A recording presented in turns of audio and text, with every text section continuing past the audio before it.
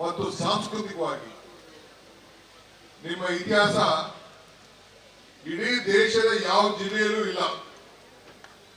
ಇದನ್ನ ಉಳಿಸ್ಕೊಂಡು ಬೆಳೆಸ್ಕೊಂಡು ಹೋಗ್ಬೇಕಾದ್ರು ನಿಮ್ಮೆಲ್ಲರ ಕರ್ತವ್ಯ.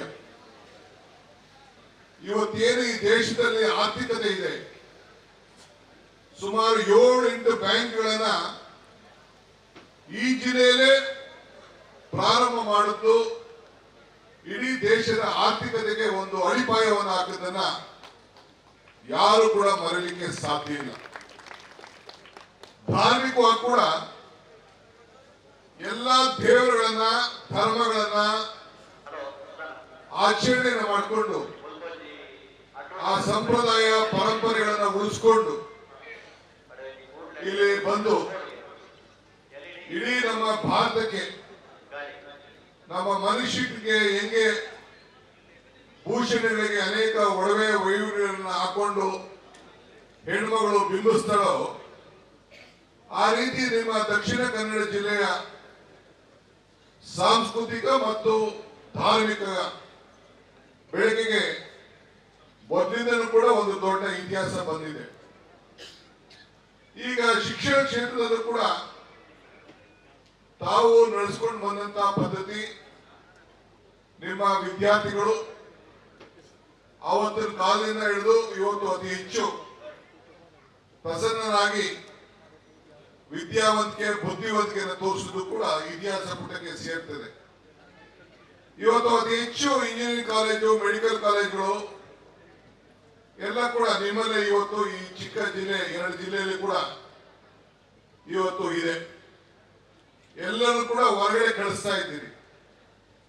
ನಾನು ಮೊನ್ನೆ ಅಸೆಂಬ್ಲಿಯಲ್ಲಿ ಮಾತಾಡಬೇಕಾದ್ರೆ ಹೇಳಿದೆ ಎಲ್ಲ ಶಾಸಕರಿಗೆ, ನಿಮ್ಮ ಅರ್ಥ ನಿಮಗೆ ಗೊತ್ತಿಲ್ಲ, ಏನು ನಿಮ್ಮ ಶಕ್ತಿ ನೀವು ಕಳ್ಕೊಂಡಿದ್ದೀರಿ. ನಿಮ್ಮಲ್ಲಿ ಸಿ ಇದೆ, ಸಮುದ್ರ ಇದೆ, ನಿಮ್ಮಲ್ಲಿ ಪೋರ್ಟ್ ಇದೆ, 300ಕ್ಕೂ ಹೆಚ್ಚಿಗೆ ಕಿಲೋಮೀಟರ್ ಕರಾವಳಿ ಪ್ರದೇಶ ಇದೆ.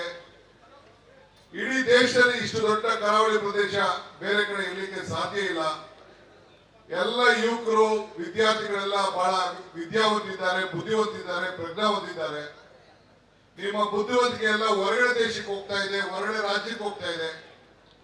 ಸೊ ನೀವು ಉದ್ಯೋಗವನ್ನು, ನಿಮ್ಮ ಕುಟುಂಬವನ್ನ ಬೆಳೆಸಲಿಕ್ಕೆ ನೀವೆಲ್ಲ ಆಲೋಚನೆಯನ್ನು ಮಾಡಬೇಕು ಅಂತ ಕೇಳಿ ಹೇಳಿದ್ದೇನೆ. ನಾನು ಸದ್ಯದಲ್ಲೇ ನಾನು ಮತ್ತು ಟೂರಿಸಂ ಮಿನಿಸ್ಟರ್ ಬಂದು ನಿಮ್ಮ ಮಂಗಳೂರಿನಲ್ಲೇ ಬಂದು ಒಂದು ಮೀಟಿಂಗ್ ಮಾಡಿ 2-3 ಜಿಲ್ಲೆಯನ್ನ ಕರೆಸಿ ಒಂದು ಹೊಸ ರೂಪವನ್ನು ಕೊಡಲಿಕ್ಕೆ, ಒಂದು ವಿಶೇಷವಾಗಿ ನಮ್ಮ ಪ್ರವಾಸೋದ್ಯಮ ಮತ್ತು ಧಾರ್ಮಿಕ ಕ್ಷೇತ್ರ ಇವೆರಡಕ್ಕೂ ಕೂಡ ಒಂದು ರೂಪವನ್ನು ಕೊಟ್ಟು ಇವತ್ತು ನಾವೆಲ್ಲ ಆರ್ಥಿಕವಾಗಿ ಬೆಳವಣಿಗೆ ಆಗಿ ಯುವಕರಿಗೆ ಹೆಚ್ಚಿಗೆ ಉದ್ಯೋಗವನ್ನು ಕೊಡಲಿಕ್ಕೆ ಒಂದು ಹೊಸ ನಮ್ಮ ಒಂದು ಕಾರ್ಯಕ್ರಮವನ್ನೇ ರೂಪಿಸಬೇಕು ಅಂತ ಹೇಳಿ, ಒಂದು ಹೊಸ ಪಾಲಿಸಿಗಳನ್ನ ನಿರ್ವಹಣೆ ಮಾಡಬೇಕು ಅಂತ ಹೇಳಿ ನಾವೀಗಾಗಲೇ ಆಲೋಚನೆ ಮಾಡಿ ನಾನೀಗಾಗಲೇ ನಮ್ಮ ಸಂಪುಟದ ಸಭೆಯಲ್ಲಿ ಚರ್ಚೆಯನ್ನು ನಾನು ಮಾಡಿದ್ದೇನೆ.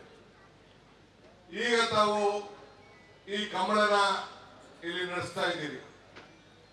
ಇದು ಒಂದು ಪಕ್ಷದ, ಒಂದು ಜಾತಿಯ, ಒಂದು ಧರ್ಮದ ವಿಚಾರ ಅಲ್ಲ. ಇದು ಈ ನೀರಿಗೆ ಏನಾದ್ರು ಜಾತಿ ಇದೆಯಾ, ಸೂರ್ಯಗೆ ಏನಾದ್ರು ಜಾತಿ ಇದೆಯಾ, ಬೆಳಕಿಗೆ ಏನಾದ್ರು ಜಾತಿ ಇದೆಯಾ, ಭೂಮಿಗೆ ಏನಾದ್ರು ಜಾತಿ ಇದೆಯಾ?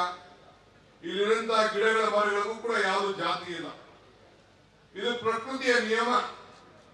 ಆ ಪ್ರಕೃತಿಯ ನಿಯಮವನ್ನು ಬೆಳೆಸ್ಕೊಂಡು ಯಾವ ರೀತಿ ನಾವು ಉಳಿಸ್ಕೊಂಡು ಬರ್ತೇವೆ, ಹಾಗೆ ನಮ್ಮ ಸಂಪ್ರದಾಯಗಳನ್ನು, ನಮ್ಮ ಆಚರಣೆಗಳು, ನಮ್ಮಲ್ಲಿ ಏನು ಹಿರಿಯರು ಮಾಡಿಕೊಟ್ಟಂತ ಈ ಒಂದು ದಕ್ಷಿಣ ಕನ್ನಡ, ನೀವು ಯಾವುದೇ ಒಂದು ತೆಗೆದುಕೊಳ್ಳಿ,